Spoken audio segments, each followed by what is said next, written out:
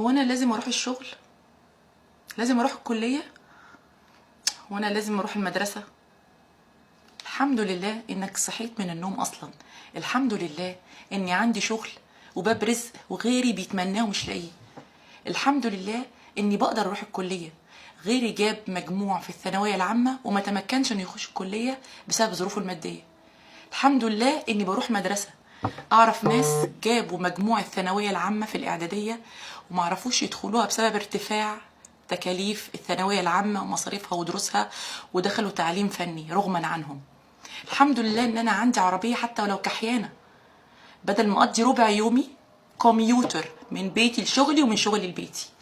ما ترفضش النعمه وكانك بتقبل النعمه غصب عنك. ما تتبطرش. النعمه هتروح لحد غيرك وهيحافظ عليها وهيكون اولى بيها منك. في ناس بتتمنى 1% من اللي عندك. احمد ربك، وان تعدوا نعمة الله لا تحصوها. الحمد لله دائما وابدا.